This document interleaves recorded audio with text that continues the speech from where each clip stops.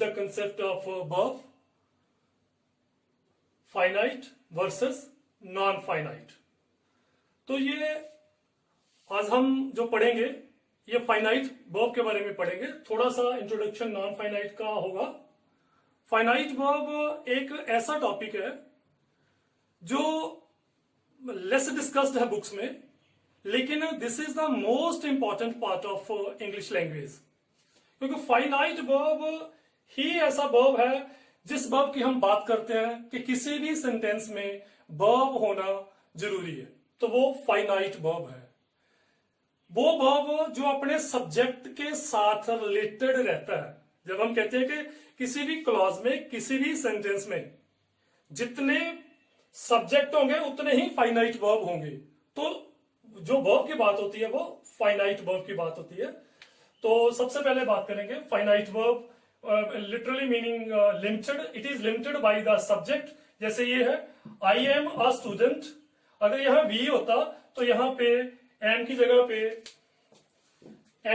Are आ जाता। जैसे they are students, तो ये जो एम है आई के मुताबिक चेंज हुआ, ये जो आर है ये भी वर्ब है, ये भी वर्ब है, ये अपने सब्जेक्ट के मुताबिक चेंज हुए। ये इधर देखिए, he plays hockey, singular third personal pronoun, और इसने अपने साथ वर्ब लिया प्लेस, क्योंकि हम जानते हैं कि थर्ड पर्सन सिंगुलर प्रोनाउन के साथ जो वर्ब है वो भी सिंगुलर रहता है। और वी प्ले हॉकी, तो दोनों में चेंज देखो। अगर ये जो सब्जेक्ट है ये प्लूरल है और ये सब्जेक्ट सिंगुलर है, तो ये जो वर्ब रहे हमारे एम, आर, प्लेस और प्ले, ये अपने सब्जेक्ट के मुताबिक चेंज हुए। आई है तो डिफरेंट है और दे आ गया तो डिफरेंट है। जैसे ही नंबर सिंगुलर है, प्लूरल है। और टेंस जैसे हम बात करेंगे वी विल, यहां अगर हम यहां बात करें तो हम लिख सकते थे यहां विल लगा लो, तो ये जो वर्ब है ये ये जो टेंस के मुताबिक भी चेंज हुआ। तो दैट मीन्स जो वर्ब अपने सब्जेक्ट के मुताबिक, अपने सब्जेक्ट के नंबर के मुताबिक और टेंस के मुताबिक चेंज हो, उसको हम फाइनाइट वर्ब कहते हैं। और इसकी एक और पहचान है कि इसका अपना सब्जेक्ट होना जरूरी है, लेकिन जब हम नॉन फाइनाइट पढ़ेंगे तो उसका अपना सब्जेक्ट होना जरूरी नहीं होता। जैसे हम एग्जांपल्स में देखेंगे। उसके बाद है सब्जेक्ट वर्ब अग्रीमेंट। तो ये बहुत ही इंपॉर्टेंट टॉपिक है ग्रामर का कि सब्जेक्ट को अपने वर्ब के साथ और वर्ब को अपने सब्जेक्ट के साथ अग्रीमेंट, नंबर सेम रहना चाहिए। ये भी इंपॉर्टेंट है। ये केवल फाइनाइट वर्ब में ही ये कंडीशन लागू होती है, नॉन फाइनाइट में बिल्कुल नहीं होती। और उसके बाद है it is the actual verb functioning as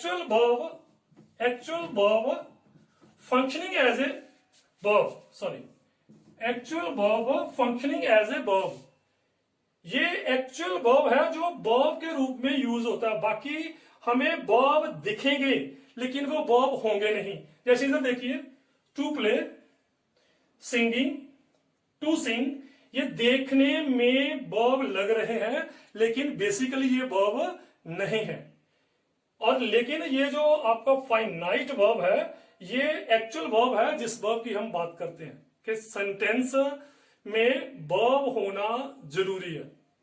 तो उसके बाद देखेंगे हम थोड़ा सा नॉन फाइनाइट की तीन कैटेगरीज हैं further: Geraint, infinitive and participle. बड़े बड़े नाम है बहुत इजी। इन्फिनिटिव की आगे फर्दर कैटेगरी है बेयर इन्फिनिटिव, जब टू के बिना कोई वर्ब आता है।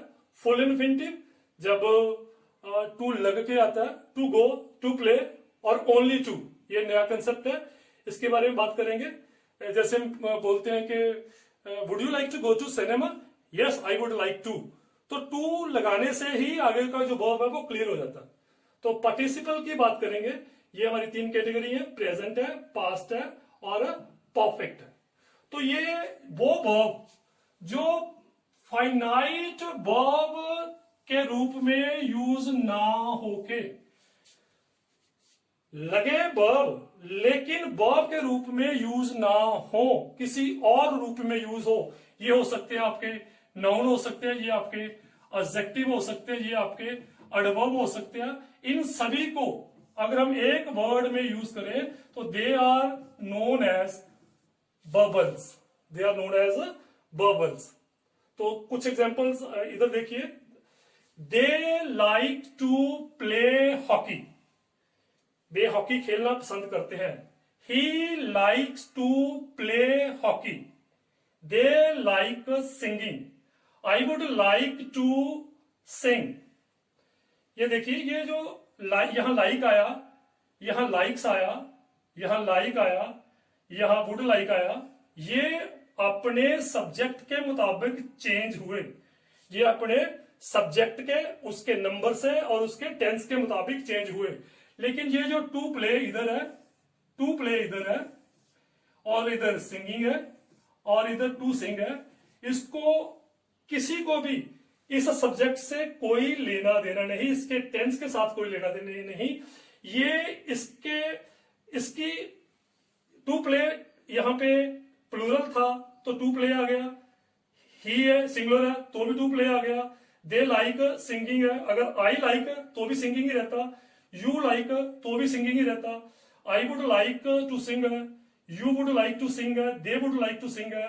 तो जो वर्ब अपने सब्जेक्ट के मुताबिक, सब्जेक्ट के नंबर के मुताबिक और सब्जेक्ट के टेंस के मुताबिक चेंज ना हो, वो लिमिट उनके ऊपर कोई लागू नहीं होती। तो इसीलिए इसको हम नॉन फाइनाइट वर्ब कहते हैं। तो नेक्स्ट स्लाइड में हम थोड़ी एग्जांपल्स करेंगे। कुछ और एग्जांपल देखते हैं फाइनाइट की और नॉन फाइनाइट की। They want to play hockey, I want to play hockey, she wants to play hockey. जैसे पिछली स्लाइड में भी कहा था कि जिस वर्ब की बात होती है कि सेंटेंस में वर्ब चाहिए, वो हमारा फाइनाइट वर्ब है, जो अपने सब्जेक्ट के साथ, अपने सब्जेक्ट के नंबर के साथ और टेंस के साथ रिलेटेड रहता है, उसके मुताबिक चेंज होता है। लेकिन ये जो हमारे टू प्ले है, चाहे ये सब्जेक्ट प्लूरल रहा, चाहे सिंगुलर रहा, चाहे थर्ड पर्सनल सिंगुलर रहा, लेकिन इसके ऊपर इसका कोई फर्क नहीं पड़ा। तो ये इसके मुताबिक डिफाइन नहीं होगा, तो इसलिए इसको नॉन फाइनाइट वर्ब कहते हैं। ये एग्जांपल देखिए।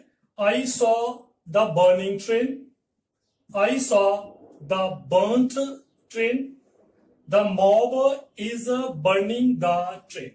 इसमें ये हमारा जो is burning है, ये हमारा फाइनाइट वर्ब है। वैसे तो ये जब एक से ज्यादा वर्ब हो तो जो पहला वर्ब होता है वही फाइनाइट वर्ब होता है, उसके बाद जितने भी वर्ब होंगे हमारे वो सारे के सारे नॉन फाइनाइट वर्ब होंगे। किसी भी सीरीज में सेंटेंस में यहाँ पे एक से ज्यादा वर्ब होते हैं तो जो पहला वर्ब होता वो ही हमारा फाइनाइट होता है, बाकी सारे नॉन फाइनाइट गिने जाएंगे। तो I saw the burning train, यहां पे ये फाइनाइट वर्ब है, लेकिन यहां पे ये फाइनाइट वर्ब है हमारा, और यहां भी ये फाइनाइट वर्ब है।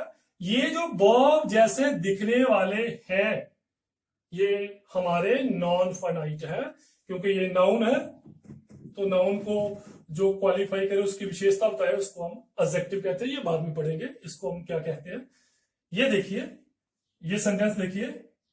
आई went to the market to buy a pair of running shoes to run a race and to win a prize in the upcoming tournament.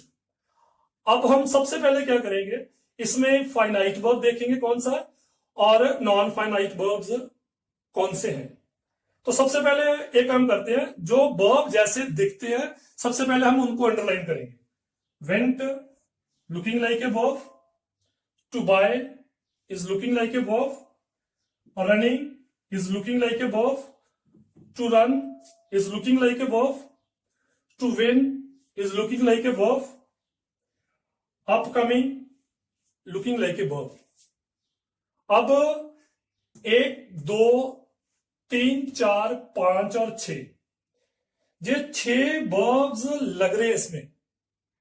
अगर ये फाइनाइट होते तो 6 ही हमारे सब्जेक्ट होते, लेकिन सब्जेक्ट यहां पे आई है, सिंगुलर है। दैट मीन्स इसमें एक ही फाइनाइट वर्ब होगा, वो है हमारा वेंट।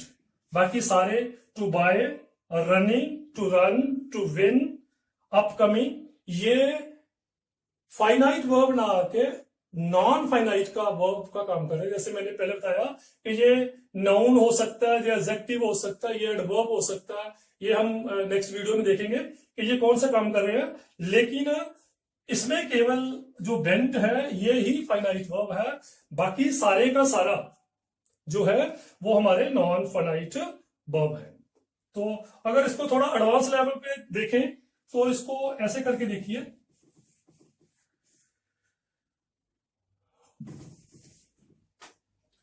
देखिए ध्यान से, the idea of going to the market to buy a pair of running shoes to run a race and to win a prize in the upcoming tournament is welcomed by all। यहां पे ये sentence यहां start होता है, यहां तक चलेगा, लेकिन यहां पे जो हमारा सब्जेक्ट है वो आइडिया है। बाकी सारे के सारे जितने भी ये वर्ब आपको दिखाई दे रहे हैं सारे ही नॉन फाइनाइट है। इसका जो फाइनाइट वर्ब है वो है द। तो इस सेंटेंस को अगर हम ऐसे पढ़े, the idea is welcomed by all, तो ये बीच में जो वर्बल्स हैं जो नॉन फाइनाइट है इसको हम नेक्स्ट वीडियो में पढ़ेंगे। Till then take care, thank you.